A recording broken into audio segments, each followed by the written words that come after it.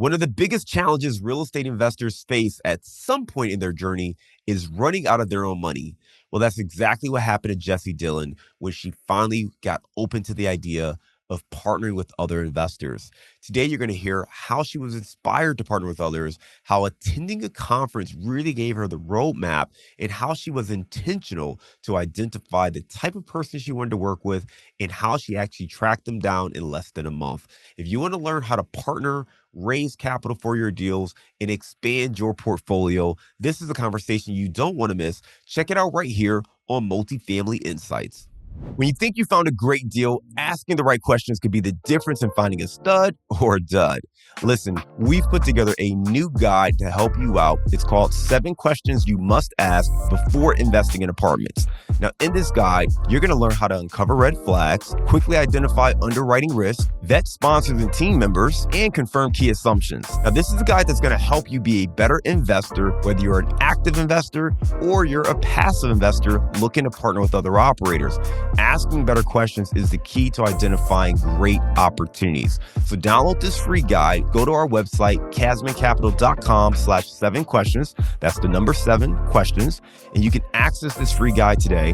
To make it easy on you, though, we've put a link in our show notes. So you go to the show notes, you can click that link and access the guide right now. This guide's going to help you make better investment choices, asking the right questions to build your portfolio. So be sure to download it today. Jessie Dillon is a Massachusetts-based beauty salon owner, real estate investor, and mentor. That's right. She began her investing journey in 2021 as a path to early retirement and has since grown her rental portfolio to over 50 residential units under management. Now, while her focus is long-term rentals, she also has experience in this short-term rental and mid-term rental space. Let's welcome to the show, Jessie Dillon. Hi, thanks so much for having me. Absolutely. Thank you for coming on. And we actually have had you on before, episode 541, and a great chance to get to know you and learn a little bit about your story and your journey. It's great to have you back on. For our listeners who have not checked out that episode, why don't you give them a quick reminder of who you are? So I'm Jessie Dillon. Like you said, I'm based in Central Mass. I am a beauty salon owner. I still work in that business as well. And I got into real estate investing in fall 2021. That's when I first discovered real estate as a path to financial independence and early retirement. And I started investing in my backyard in 2022. I did 3 deals myself that year, small multifamily. And then I was very quickly tapped out of down payments because I live in an expensive area and I was doing it on my own. And soon after that, I made the shift and made the big scary jump to partnerships because my biggest hurdle was not having enough capital to keep up with these down payments. I had the time and knowledge, but I did not have the capital. And now I own 46 units in 50-50 partnerships for and I have put down no money towards those. That's incredible. So you Mhm. talked about one, being a beauty salon owner in 2021, started investing in real estate. You did them all by yourself for those first 3 deals, but you ran into an issue that is super common for every investor, which is at some point you're going to run out of your own money or tie up all your capital, right? So that's when you open up to partnerships. Today you've got 46 units with 50-50 structures with other deals where you didn't put up money, they put up all the money, but you are the one doing the work. So let's talk Mhm. about that, right? Because that running out of money, it's a real thing. I know that's exactly what pushed me into, the syndication and partnership space was my wife and I saved up all of our money to make a down payment, but it took years. And, we're in Chicago and buying on the north side and we saved up all of our money, finally had enough money to put on a down payment. And then I was wiped out again. And in hindsight, I didn't realize it, but like I didn't even have enough money in reserves if something bad were to happen, right? So I'm like, oh man, that was like a kind of a dangerous way of doing it. And you're there now where you were like, okay, you were wiped out of your capital. You had these partners, you opened up. And I want to understand when you did that third deal, what was that transition for you to say, you know what, I need to warm up and open up to this idea of partnering with other investors?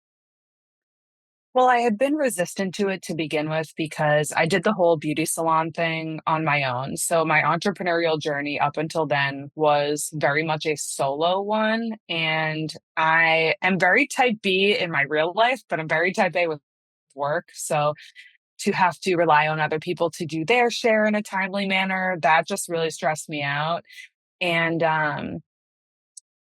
but I sort of felt like I screwed up somehow by running out of down payments. Like it was unreasonable that I didn't just always have, $200,000 laying around for the next deal. To me, I thought that was unreasonable because everyone I saw online was just doing deal after deal and I didn't understand how yet. But it was actually when I went to BPCon 2022 that totally shifted my mindset around partnerships. I had realized when I was there that I just needed to find the right one. And maybe it would have been a needle in a haystack, but if I could find that right one, then that would be my ticket to the next level. And I had realized at that conference too that I didn't screw up by running out of down payments. I was just at this threshold that everyone eventually gets to where it has to become a team sport if you want to keep going. So I think that was my big turning point was going to BPCon actually and watching the presentation around partnerships.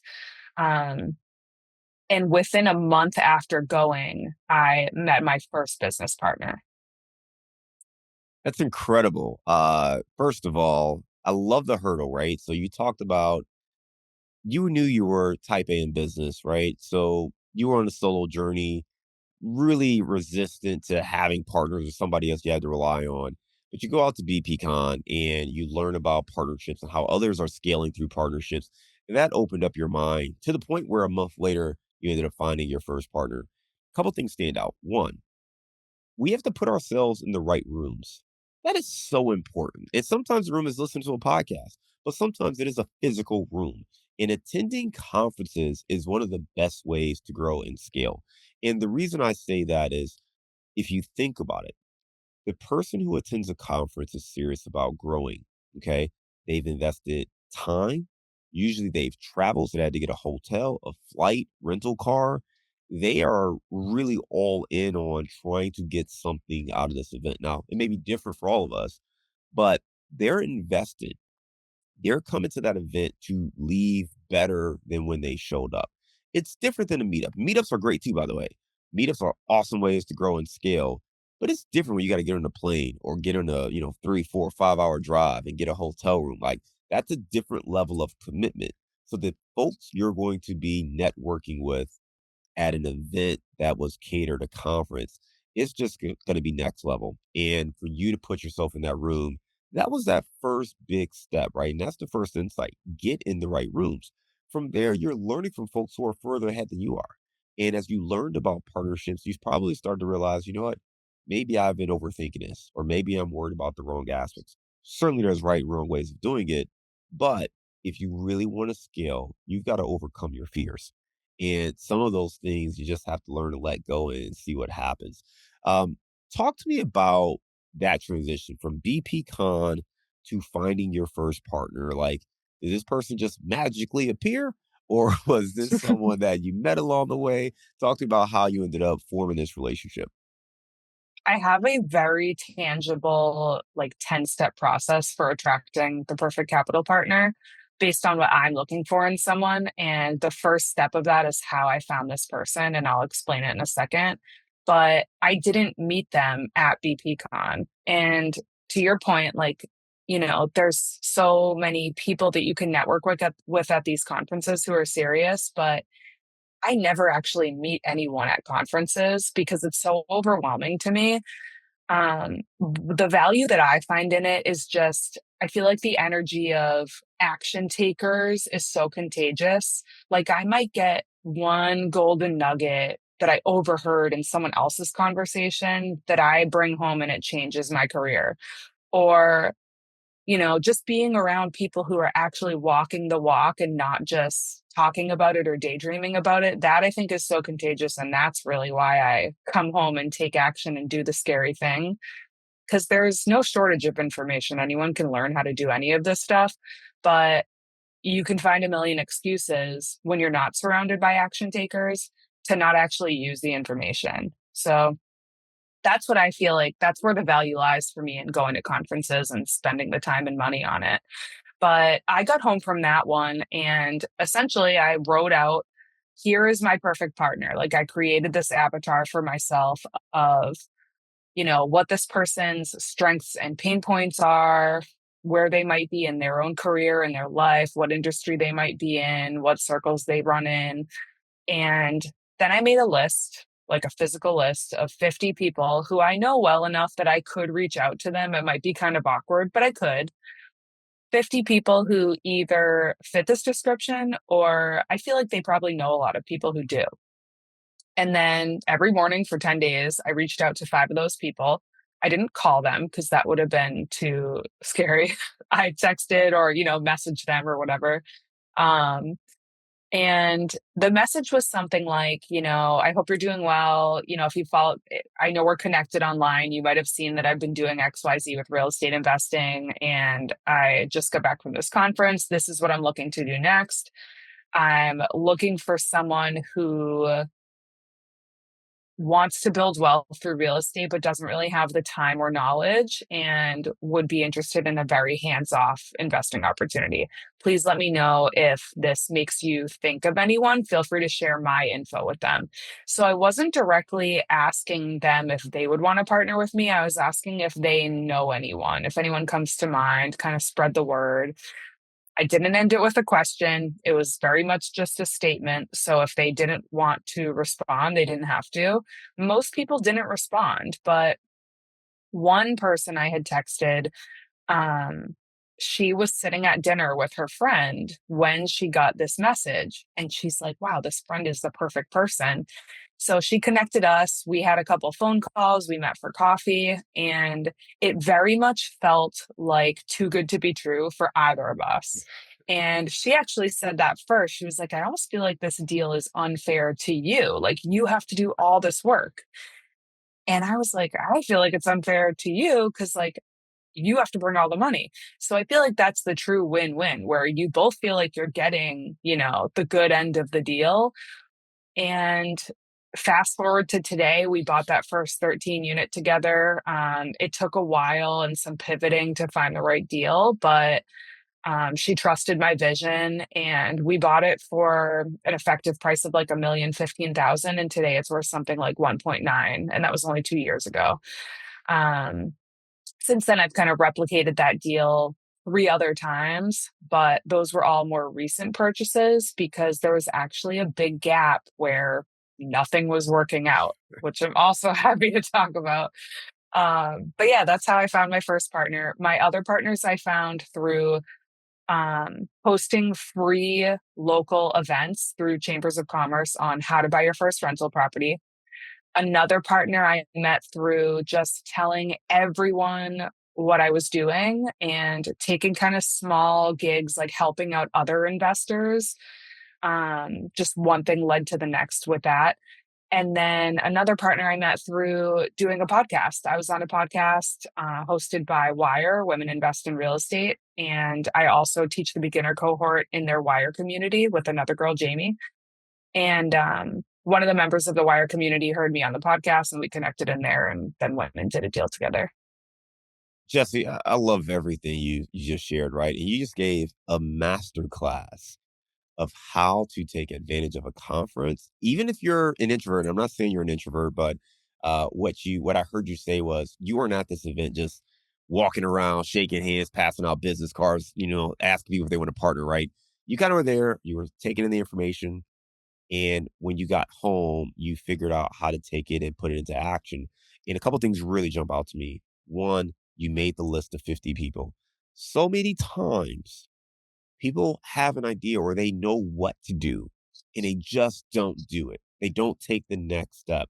And you mentioned you didn't call because that might be a little too much, right? Maybe a little too petrifying to go out and pick up the call and maybe get rejected or have people not answer your call. So instead you use a text message or you message them on social media. And that is a really tactical but a really clear thing. And the lesson I want everyone to understand, identify the next step. You don't have to know the full journey. You don't have to, commit to the partnership right away. But the next step for you was simply making a list. You knew you met people in your life who might be interested, or at least know people who might be interested. And going and writing down that list of 50 people was a great first step. Once you had the list, it's like, oh crap, I guess I should probably reach out to these people, right? So now you reach out to these people, and one of them happened to be at dinner at that time. They connect you with their friend, you sit down. And I love how you talked about a great partnership. A great sign of a partnership that can work is when both folks feel like it's almost an unfair advantage in their favor, right? Because they're really going to be happy with what they're getting. You're really happy with what you're getting. That's a great, recipe for success. So really great insights there, and appreciate you sharing a little bit more of your journey. One of the things you talked about though was you talked about being in the right rooms and being around people who are actually action takers in making things happen. And that is so important. And I push everyone to get involved. You mentioned the Wire community. We have our multifamily mastermind community as well. Find communities where there are folks who are doing deals, folks who are active in the space where you can get feedback, you can get inspiration, but also get some tactical guidance because things happen on a deal, especially if you're raising capital and work with other investors. So surrounding yourself with a community of like-minded individuals is a great way to stay encouraged and to take steps in your process so that you continue to move down your investing journey. Let's fast forward because you mentioned a deal there. You mentioned that the first deal you ended up doing, you bought a property for 1,015,000, drove the value up to 1.9, so over $800,000 in value created there. Huge, huge deal. Lots of great growth. What do you look for in a deal? You mentioned that it was a little harder to find deals, and obviously that's a great deal, almost doubling the value. So those don't come all the time. So what's your deal criteria and what do you look for in today's market? Well, my buy box is actually shifting right now, but up until now, my plan from the get-go was I want 50 units. I want to get there across, a handful of deals. I don't want death by a thousand paper cuts doing it with 25 duplexes. And I knew that I wanted to buy value add so that we could get it at a lower price. And it was okay with me waiting for the cash flow. Like, I know that if I buy value add multifamily around that size and we're not taking a really aggressive approach, I know it's going to take a couple of years really for it to ramp up and stabilize if we're not trying to rush anything. And that was okay with me. That's how I wanted to just really build my net worth and set myself up for really good cash flow in a couple of years. So my buying criteria was um, up until now, roughly like 8 to 15 units, about $80,000 per unit max. And, nothing that's falling down, like some pretty serious deferred maintenance is okay, but repairs and renovations, like that's not really my wheelhouse. So that's just not the type of properties that I look for. Um, And then another big thing is I look for this is kind of just like a quick rule of thumb for me. The pro forma rents monthly, I want to be at least 1.5% of the purchase price. Ideally 2% if it's like a boiler building, because I know my expenses are going to be higher. But that's just kind of like a quick filter to look through and then I'll run the numbers. But now I'm at a point where, I've built my 50 units. That's what I wanted to set myself up for really good cash flow a couple of years from now, to really build my wealth through forcing the equity up. But my portfolio is very um, delayed gratification heavy right now. So now I'm actually going to shift into more short-term cash flow stuff like value add self storage and maybe get back into short-term rentals. Got it. So what I'm hearing you say is right now, your plan is really equity and appreciation on the deals that you've been doing, but you recognize, hey, you know what? There's a lot of delayed gratification. Let's build in some more cash flow deals, maybe in self storage, maybe some short term rentals to kind of blend and marry with what you're doing today.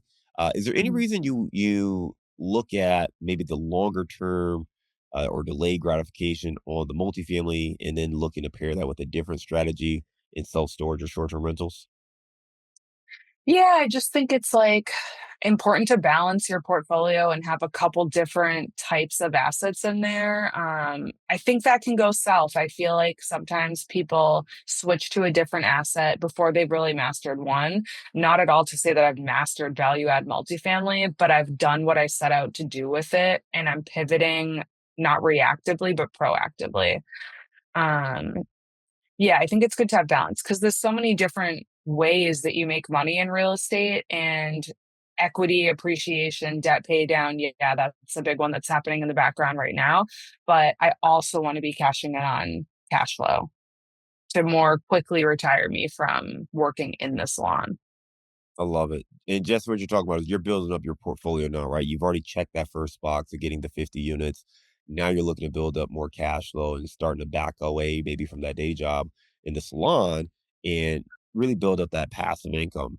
Can you share more about, in the journey we've talked about, you building up and getting started and going to BPCon and building up partnerships.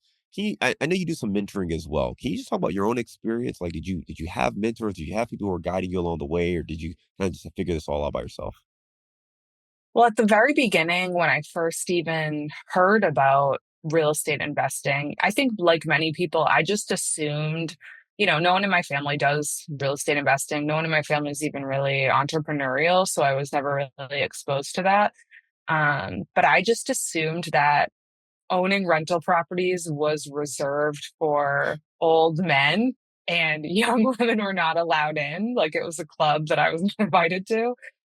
And then just one podcast led to the next. I was listening to a lot of fire podcasts, and one guest was talking about how, anyone can get involved with real estate investing. You don't need to be wealthy to get involved. Anyone can do it. And that from that point, I listened to all the podcasts. I read all the books. I fell down the Bigger Pockets rabbit hole. I did one of their boot camps, and through their podcast, I met one of my mentors, Amelia, um, a co-founder of Wire. So I did coaching calls with her. And then just once everything was kind of starting to sound the same, that's when I knew I was maybe over consuming and it was time to take a break from consuming information and actually use the information. So I took a pause on, you know, consuming content 24/7 and just started writing offers. Like I knew it was time. I had the information I needed. But now going forward, I do still lean on Amelia as a mentor. I have a couple people that I can go to ask questions. And I do still I invest in going to BPCon. I'm going this year. I invest in going to like the Wire retreats. And again, it's mostly just like to get that quarterly dose of being around people who are taking action, who are moving forward, who understand why I'm doing what I'm doing, and just have those similar goals. Because I think most of us don't really have people in our real lives, like in our social circles, who are doing real estate. So it's easy to not take action, you know? Jesse, I love that insight because one, we understand that when it comes to investing, you've got to surround yourself with people who are playing the game at a high level. And part of what that means is really getting in the right rooms, but being a part of the right communities. And on top of that, you really have to understand the network you have, the circle that you have, they don't think the way you're thinking. And you can very easily just say, oh, this is not for me because the feedback you're going to get, and it may not even be verbal feedback, but it's just when you talk to your friends and family about real estate investing, most of them just hear all the challenges, right? The stuff you said, that's for old rich white guys. Like that's not for me. And if it's very easy to talk yourself out of this, even when you're excited. And I know I used to go to the meetups and I went every month for the same exact reason. And it wasn't like I was learning something new every time, but I just needed to remind myself that I wasn't crazy. And it wasn't just this thing that people in this online forum were talking about, or these select few on these podcasts, or these random no face people writing blogs, or these people in these books on my shelves. I had to like really continually tell myself that this was real. There are regular, everyday people like you and I who are using real estate to create wealth, and that it was possible for me. And the only way I got that was through the meetups because that was the only time I saw real people, right? And it wasn't just some random person in a video like I am to you guys right now. Like you have to see people that you can talk to and ask questions and follow ups. And that makes it real. And the more it becomes real, now you start to overcome those hurdles. And I know that was big for me. It sounds like that's great for you as well, being involved in these different communities, attending these different conferences. And I implore all of our listeners, find a few, find a conference to attend.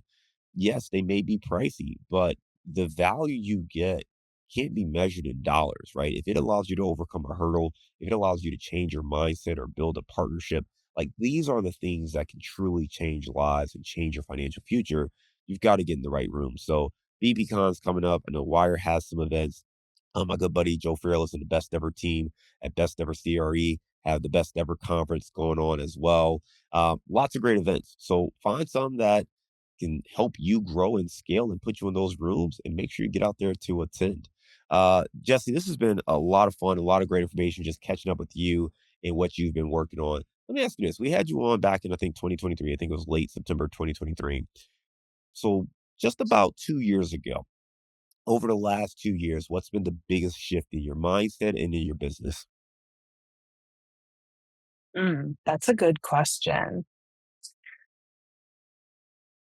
I think the biggest thing was just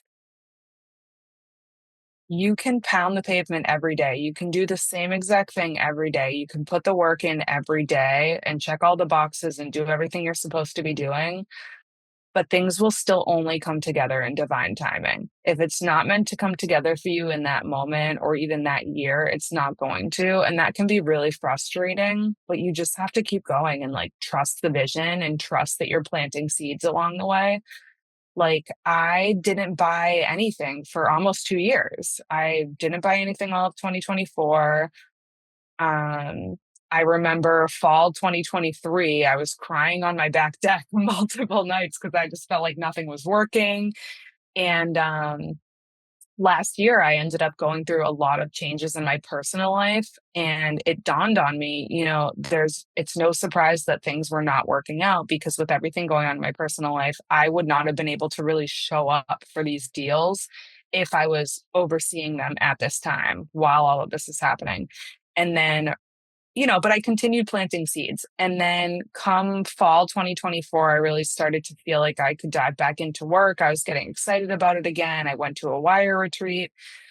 When I came back from that, everything started coming to fruition. So right away, a potential partner who I had been talking with was ready to go. We closed on something this past February. Then I closed on the next deal June. Then I closed on the next deal July. So everything came together all at once, which was honestly, I was worried that that was going to be a little overwhelming, but it just felt so aligned. And it's like the year and a half, 2 years of nothing really panning out made perfect sense in the end.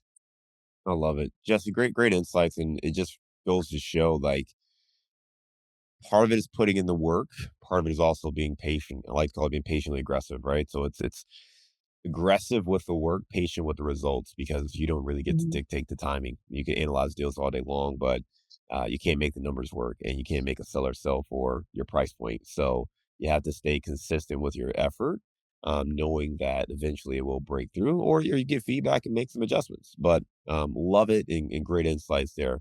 Jesse, for our listeners who want to get in touch, check her out on Instagram.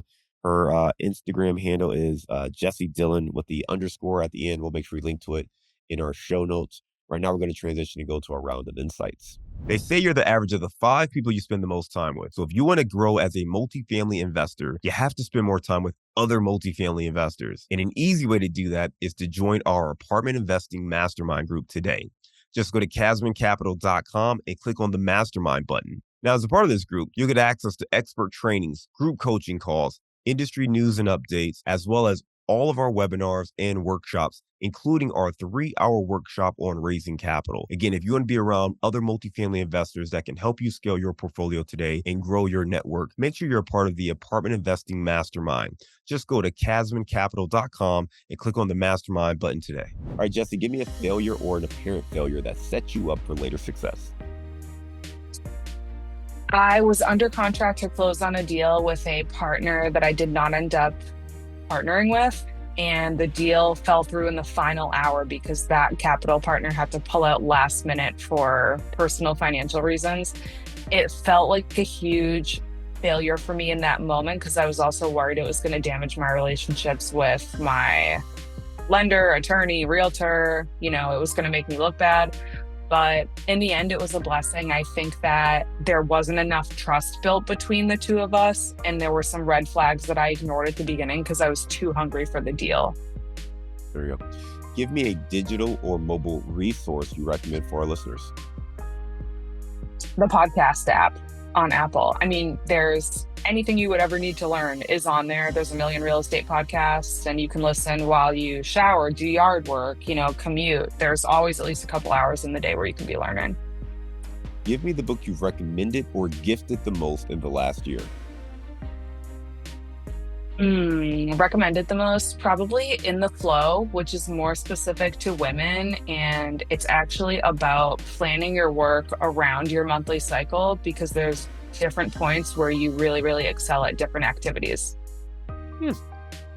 Interesting. When you said In the Flow, I was like, that sounds like a great read. I'm like, oh, okay. That sounds like a great read, though. Yeah. All right. Give me a daily habit that helps you stay focused on your goals. I live and die by the Reminders app on my phone. That is what keeps me focused. I use the Reminders app for everything personal and work, and it's right in front of my face, so you can't miss it. Every time I pick up my phone, it's telling me what I should have gotten done already. That is probably the only thing that keeps me focused. Give me your number one insight for building great partnerships. Only getting involved with partnerships that really feel aligned. Don't be desperate for partnerships. Only move forward if it really feels right and your goals really feel aligned. And always be in the mindset like you are in service of the other person.